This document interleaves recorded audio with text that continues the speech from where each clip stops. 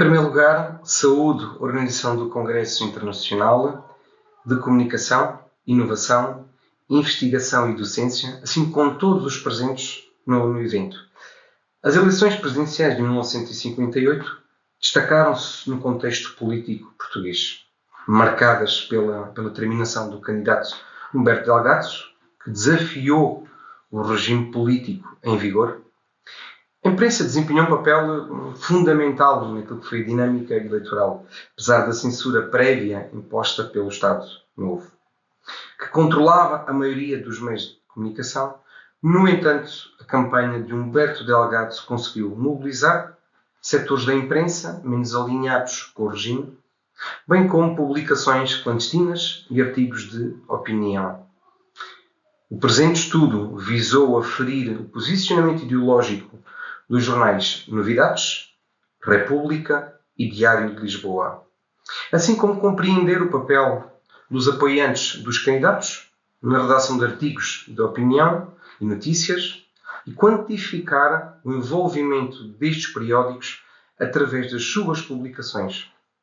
A metodologia aplicada incluiu uma análise meticulosa dos periódicos mencionados, abrangendo os períodos, as edições publicadas durante o período de campanha, entre maio e junho de 1958.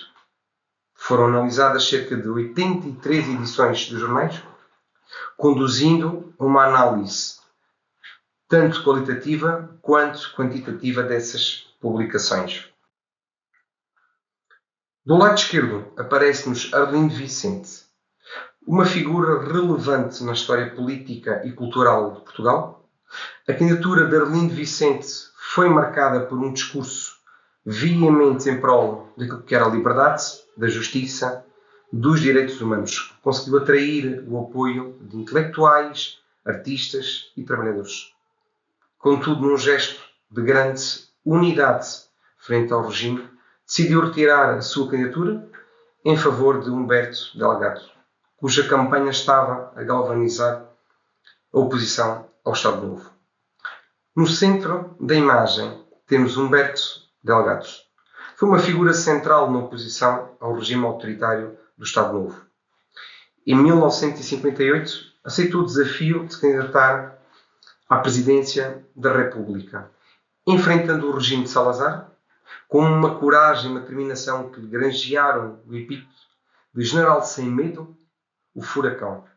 A sua célebre declaração, obviamente de mito, preferida em resposta a uma pergunta sobre o destino de Salazar, caso fosse eleito, tornou-se um marco na história da resistência ao regime ditatorial.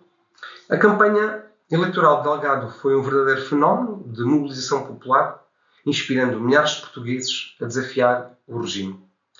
Contudo, o processo eleitoral foi marcado por graves e irregulares manipulações, culminando na sua derrota perante o candidato do regime, Américo Tomás.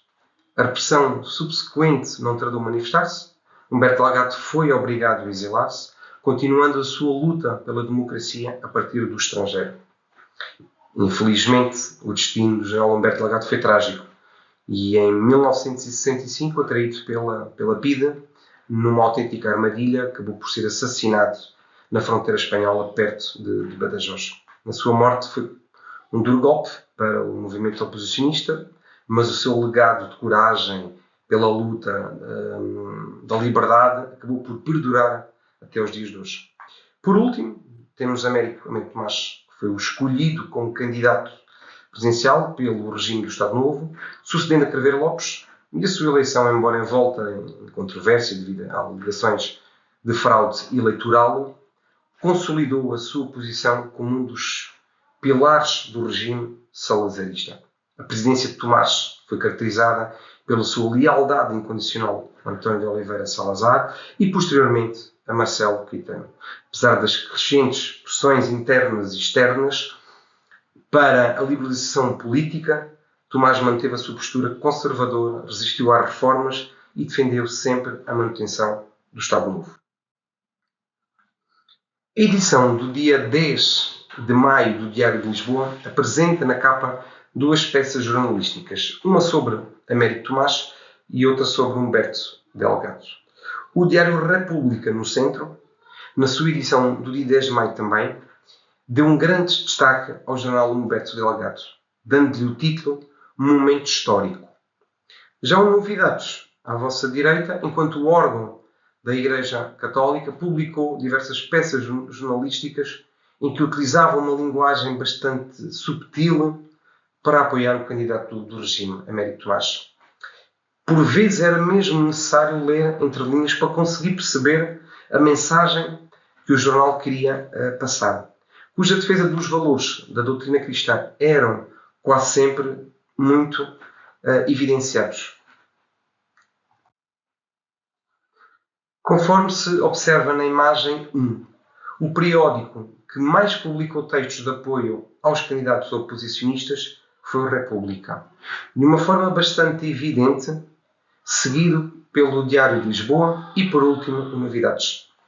Já na imagem 2, verificou-se uma tendência oposta, com publicações de apoio ao candidato Américo Tomás mais evidentes no Novidades, seguindo-se o Diário de Lisboa e, por último, o República. Uma das consequências deste ato eleitoral, entre muitas, mas uma das que foi bastante marcante, foi uma mudança legislativa muito significativa nas próximas eleições presidenciais. O presidente deixa de ser eleito pelos cidadãos para ser eleito por um colégio eleitoral, constituído pelos membros da Assembleia Nacional, da Câmara Corporativa em efetividade de funções e pelos representantes municipais de cada distrito ou de cada província. Isto quer dizer que, desde este processo eleitoral de 1958, o Estado Novo não correu mais riscos de aparecer um outro candidato presidencial e que pudesse enfrentar o Estado Novo e que pudesse pôr em causa todas as políticas e todas as figuras políticas da época. Muito obrigado pela vossa presença.